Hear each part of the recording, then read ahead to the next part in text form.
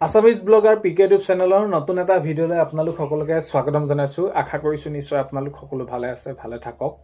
ভালে থাকতো বিচাৰোঁ। ভিডিঅ'ৰ থাম্বনেইল আৰু টাইটেল দেখি আপোনালোকে নিশ্চয় গম পাইছে ভিডিঅ'টো কোনটো বিষয়ৰ ওপৰত হ'ব গৈ আছে। তো হয়, অংগনবাদী কৰ্মী সহায়িকাসকল, ৰন্ধন কৰ্মীসকল, এই যি এককালীন দিয়াৰ কথা আছিলে, এই সমস্যাটো কেতিয়ালৈ সমাধান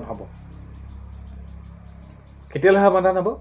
সকলোখিনি কথা আজি এই ভিডিঅ'ৰ জৰিয়তে জনাম। তো বহুত ভাগে কৈ আছে যে একেটা বিষয়ৰ ওপৰতে ভিডিঅ' আৰু বিশেষকৈ কি প্ৰকৃততে এই যি অংগনবাদী কৰ্মী সহায়িকাসকলক দিবগৈ নে এককালীন?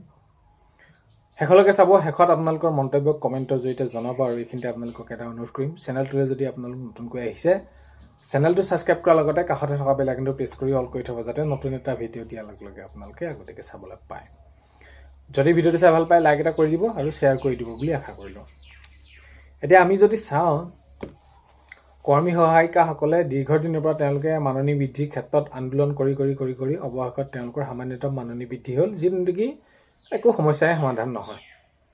নামত মাননি বৃদ্ধি হ'ল, আৰু সেই মাননি বৃদ্ধিয়ে কেতিয়াও অংগনবাদী কৰ্মী সহায়িকাসকল হওক, ৰন্ধন কৰ্মীসকল হওক, আশা কৰ্মীসকল হওক, তেওঁলোকৰ কোনো ধৰণৰ সমস্যা সমাধান কৰি নিদিয়ে। আৰু এতিয়া তেওঁলোকে সেইখিনি আপোনালোকে জনাই আছে দাবী যে মাননি সলনি মজুৰি কৰিব লাগে। এইখিনি বুজি উঠা উচিত। এতিয়া যদি আমি চাওঁ, এজন চৰকাৰী চাকৰিয়ালে বৰ্তমান সময়ত কিমানখিনি দৰমহা পায়, তাৰ তুলনাত অংগনবাদী কৰ্মী সহায়িকা, ৰন্ধন কৰ্মী, আশা কৰ্মী একেবাৰে ন্যূনতম। তো এই ক্ষেত্ৰত এতিয়া এই অংগনবাদী কৰ্মী সহায়িকাসকলে, আশা কৰ্মীসকলে, ৰন্ধন কৰ্মীসকলে কামবিলাক কিন্তু চৰকাৰী কৰ্মচাৰী যিদৰে তেনেদৰে কৰে, সেইখিনিও তেনেদৰে তেওঁলোকে কৰিবলগীয়া হয়। এতিয়া অন্য আমি যদি চৰকাৰী চাকৰিসমূহলৈ চাওঁ, যেনেদৰে আঁচনি তেনেদৰে নাপায় তেওঁলোকে চৰকাৰী চাকৰি পোৱাৰ লগে লগে, ঠিক তেনেদৰে অংগনবাদী কৰ্মী সহায়িকাসকলে তেনেদৰে চৰকাৰী ঘৰ নাপায়, অৰুণোদয় আঁচনি নাপায়, বা বিভিন্ন যিসমূহ সা সুবিধা আছে তেওঁলোকে নাপায়। এতিয়া কথাটো, দীৰ্ঘদিন যে তেওঁলোকে এইখিনি আজি তেওঁলোকে কণ শিশুসকলক শিশু অৱস্থাৰ পৰা ভৱিষ্যতে সু নাগৰিক হিচাপে গঢ় দিয়াত আগভাগ লৈ আহিছে। তো তেনেহ'লে আটাইতকৈ আমাৰ দেশখন কিহৰ ওপৰত নিৰ্ভৰ কৰে? কণ শিশুসকলৰ ওপৰত নিৰ্ভৰ কৰে। তেওঁলোকে গঢ় দি আছে, কিন্তু তেওঁলোকৰ আজি অৱস্থাটো কি?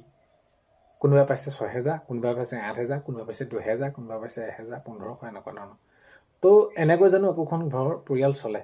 বুজি উঠা উচিত বিভাগৰ কৰ্তৃপক্ষই, বা মাননীয় মুখ্যমন্ত্ৰী মহোদয়ে যেনেদৰে কৈছিলে এইখিনি বিষয়টো যাতে অতি সোনকালে এইখিনি তেওঁলোকৰ মাননি সলনি মজুৰি কৰা বা FIRS পদ্ধতি বাতিল কৰা, বা যি তেওঁলোকৰ কেন্দ্ৰসমূহ আছে আন্তঃগাঁথনি উন্নয়ন কৰা, তো বিশেষকৈ তেওঁলোকৰ মাননি সলনি মজুৰি কৰি তেওঁলোকৰ মাননি বৃদ্ধি কৰিব লাগে। আৰু এই যি এককালীনটো তেওঁলোকক অতি সোনকালে দি দিব লাগে। কাৰণ কেলে, সেয়া তেওঁলোকৰ যিটো বিচাৰিছিলে, তেওঁলোকৰ মাননি বৃদ্ধি নহ'লে, যদি আমি ভাৰতবৰ্ষত বিভিন্ন আমি ৰাজ্যলৈ চাওঁ, তেনেহ'লে কিছু ৰাজ্যত তেওঁলোকে 15,000, 20,000 এনেধৰণে তেওঁলোকে মাননি পাই আহিছে, বা মজুৰি পাই আহিছে, বা যিয়ে নহওক তেওঁলোকে সেইখিনি দৰমহা পাই আহিছে। ইয়াৰ ক্ষেত্ৰত এতিয়া এই যি অংগনবাদী কৰ্মী সহায়িকাসকল এককালীন দিয়া হ'ব বুলি কৈছে, তেনেহ'লে কিয় ইমান পলম হৈছে? আৰু শেহতীয়াকৈ যদি আমি চাওঁ, আশা কৰ্মীসকলক এটা মোবাইল ফোন বা দুচকীয়া বাহনো দিয়াৰ কথা এইখিনি কৈছে, কিন্তু ইয়াৰ সমান্তৰালকৈ অংগনবাদী কৰ্মী সহায়িকাসকলক, ৰন্ধন কৰ্মীসকলক যিহেতু এইখিনি দিম বুলি কৈছিলে, কেতিয়ালৈ দিব? কিন্তু প্ৰশ্নবোৰক সকলোৱে, আৰু দিব লাগে, এইখিনি দিবই লাগে, পাবই লাগে তেওঁলোকে। এতিয়া কথাটো হ'ল, আগন্তুক 26 নিৰ্বাচন আহিলে, নিৰ্বাচনৰ সময়ত আপোনালোকে গম পায় কোনো ধৰণৰ এইখিনি অধিসূচনা জাৰি কৰাৰ পাছত আৰু চৰকাৰী এইখিনি আঁচনি হাতত নলয় বা এইখিনি দায়িত্ব নাথাকে। এতিয়া কথাটো হ'ল কি, আপোনালোকে পাব কেতিয়া? এতিয়া মাননীয় মুখ্যমন্ত্ৰী মহোদয়ে আমি যদি চাওঁ, শেহতীয়াকৈ আমি এইটো কথাও ক'ব লাগিব যে মুখ্যমন্ত্ৰী মহোদয়ে যিখিনি কৰিম বুলি কৈছিলে তেনেদৰে কামবিলাক কৰি গ'ল। চৰকাৰী নিযুক্তিৰ পৰা আৰম্ভ কৰি, আঁচনিৰ পৰা আৰম্ভ কৰি সকলোখিনি। এতিয়া বাকী ৰ'ল আপোনালোকৰ অংগনবাদী কৰ্মী সহায়িকাসকলৰ। তো আপোনালোকে এই যি আপোনালোকৰ এককালীনটো আপোনালোকে যেতিয়া নিৰ্বাচন শেষ হ'ব, নিৰ্বাচনৰ ফলাফল দিব, তাৰ পিছৰ পৰ্যায়তে কিন্তু আপোনালোকে পোৱাটো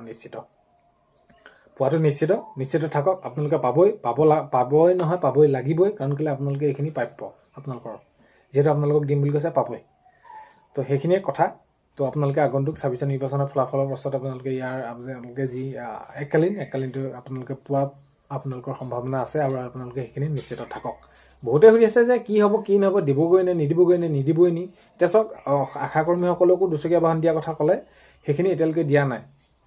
সেইখিনি কেবিনেটৰ সিদ্ধান্ত গ্ৰহণ কৰিলে, আগন্তুক সময়ত কাৰ্যকৰী কেতিয়া হ'ব? চৰকাৰ গঠন হ'ব, চৰকাৰ গঠন হোৱাৰ পাছতে আপোনালোকে পাব।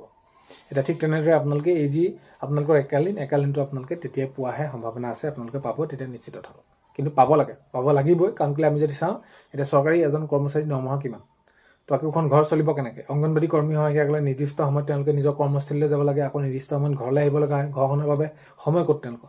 ঘৰখনৰ নিজৰ কণ ল'ৰা ছোৱালী আছে বা কোনোবা ছাত্ৰ ছাত্ৰী আছে, তেওঁলোকক সেইখিনি কেনেদৰে তেওঁলোকে আগুৱাই লৈ যাব ইমান কম দৰমহাত। তো এইখিনি আপোনালোকে পাবলৈকে পাবই লাগিব, দিবই লাগিব। আৰু আপোনালোকে গমেই পায় আপোনালোকৰ সন্থাই এইখিনি যিসকলে ভিডিঅ' চাই আছে বা সন্থাই লাগি আছে এফআইআৰ পদ্ধতি বাতিল কৰিব লাগে, মাননি সন্মিলনী মজুৰি কৰিব লাগে, এই সকলোখিনি সুবিধা দিব লাগে। তো আগন্তুক সময়ত আপোনালোকে পাব, এককালীনটো অতি সোনকালে পাব লাগে আপোনালোকে, সেইখিনি আশা কৰিছোঁ। ভিডিঅ'টো সকলোকে চোৱাৰ বাবে বহুতেই বেছি ধন্যবাদ।